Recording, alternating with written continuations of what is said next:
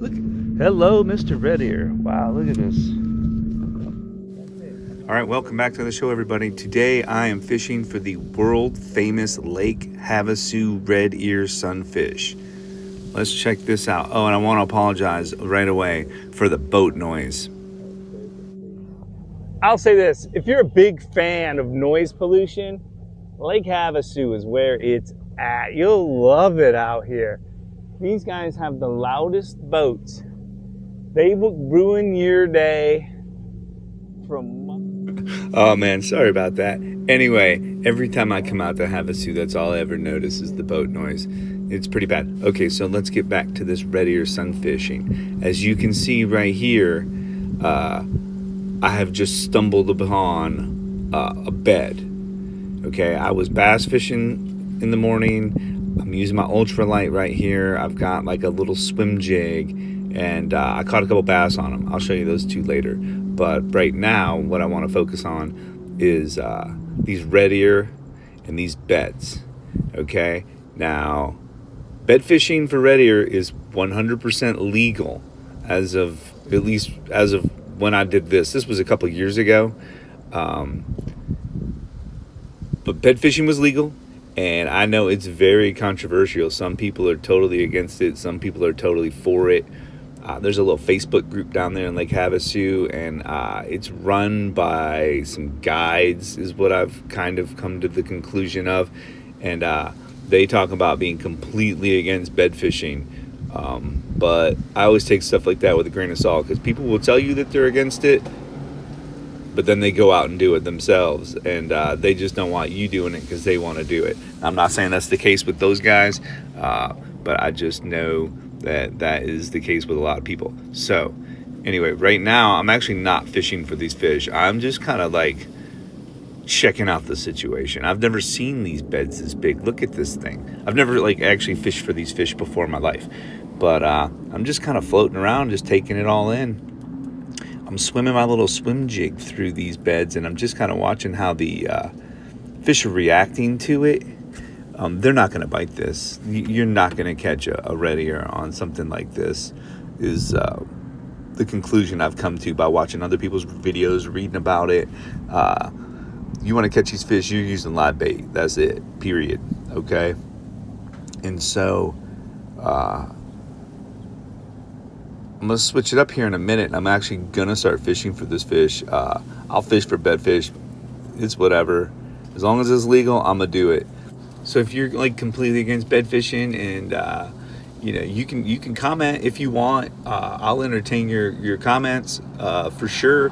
If you really don't like it, just don't follow me, and that's cool, man. I got no problem with it. Anyway, one more thing, dude. A lot of people, they're going to tell you, I'm against bed fishing. I'm against bed fishing. Don't ever bed fish. Don't ever bed fish. And then they'll be out fishing, and they pull up on a bed, and they see it, and very few people are going to walk away, right? I know everybody's going to say that they're going to walk away, but some people will be like, well, just this one time, right? And so let's not be hypocrites out there, most of us. If you're really truly one of those people that is absolutely like against it and you won't do it, and when you see a big old fish sitting on a bed, you just drive away, I can commend that. I'm cool with it. I understand what you're thinking. I'm not saying that I'm going to do it. Anyway, let's keep this going. Okay, so let me back it up right here again so you can see these beds more. I don't know. I think this stuff's pretty interesting. I don't know if you do or not. If you do, hit like and subscribe.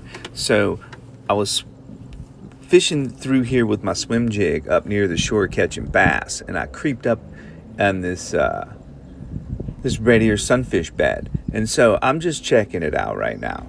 Okay, you can see the fish just down below me. I'm looking down to my right. I'm just watching what they're doing. Okay, so there's a bunch of fish that are on the beds protecting them. And then over to my right, there's a deep water drop off. And there's a lot of fish that are coming up off this drop off into the beds and attacking the beds. And then the fish are chasing them off. Like, you can see that happening up there to the left. If you just look in the water, you'll see them swimming around. You can see the ones that are sitting on the bed. And then you'll see like the intruder ones cruising through. and they're coming in and out of the deep water. Okay, so what I decided, not like the swim jig, when I bring it through, like they're not even really reacting. See right there, you can see they reacted to my arm waving in the air, and then they just all move right back to their beds, and they're just sitting on them. Okay, and my little swim jig does nothing. They could care less about it. Nothing's chasing it, nothing like that. So the fish that are on the beds, they're not biting this. Okay, so the fish that are coming up out of the deeper water, so you can see to my right where it starts to get pretty deep. Now those fish, they're the ones that are eating, because they're trying to get up on the beds and eat. So what I'm going to do is I'm going to target those fish. Okay, so if people want to say I'm bed fishing, I'm actually not bed fishing. Okay, I'm fishing for these fish that are down here in this deeper water. So in a minute, I'm going to switch it up to a drop shot, okay, which is just a line with a hook on it, and down from the hook at the end of the line, a weight. So the weight sits on the bottom, the hook sits up about a foot off the bottom, and I'm just going to put a night crawler right on the end of it, and I'm going to cast out. See, there's a good look at where those beds stop and how it gets right down to real deep water. And there's some big fish down in that deep water. Okay, so when you're looking at this video and you're like, oh, he's bed fishing, I'm not against it, but honestly, you'll see in these videos that is not where I'm catching my fish off the bed. Here we go. So this is the drop shot. I got it. I would cast it up into the beds, like right where the bed line in the deeper water is. There we go. I would just let it, like I would slowly reel towards me, so it got deeper and deeper and deeper, and then finally I picked up a fish. This was the first one that I caught that day, and he was nice, man. This is a 4-pound test, ultralight setup. Drop shot? Oh, here we go. Okay, and I believe it is. Hit the drop shot. Yeah, I believe this is my super ultralight. Here. And these fish, man, they put up a good fight. They are definitely a good size. And he nailed it. You know, I'm a big dude. I got big hands, really big hands. Real nice fish. It's like 6'2". So when you see these fish in my hands, they kind of give you an idea that like these things are pretty big. Yeah, look at that fish. That is a big sunfish. Mr. Red Ear. Wow, look at this. So these red ear, they have like these really small mouths. So I like to use these hook outs, right? The little extension clip handle thing. I don't know what you want to call it, but it works good for getting it in there, getting a hold of the hook and getting it out and not damaging the fish any more than you need to.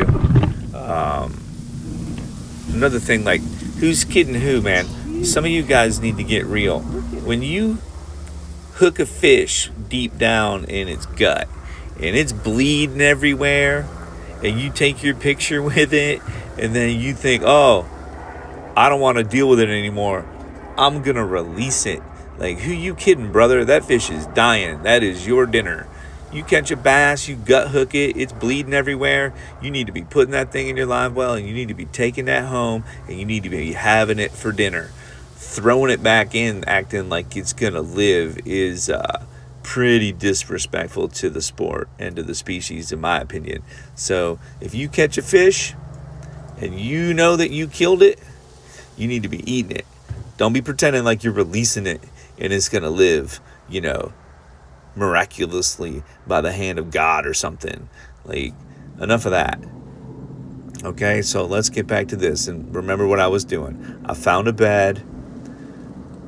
It had a deep water access area, and so I was targeting the fish down in the deep water with a drop shot, which is just, I mean, I had just a split shot at the end of the line. I had a little hook about 12 inches up from that, and I put a night crawler on there, and I threw it down there in that deeper water, and they were hitting almost immediately. I wasn't targeting the fish specifically on the bed. They weren't doing nothing. If you toss that drop shot up into those beds, nothing was happening. Okay, I did try it. Nothing happened. All the fish I caught were down in that deep water. So try that if you ever are lucky enough to be in Lake Havasu when these fish are sitting on these beds. If there's, you know, a deep water access right behind them, go down target there. You probably catch some fish. Fishing on the beds ain't as easy as make people think. Like people think like, oh, if you find a bed, you're just gonna catch all the fish. Those fish, a lot of times they're not biting. All right. I'd like to hear what you think about any of this and all of it in the comments. So please hit like, hit subscribe, and there's gonna be a lot more coming.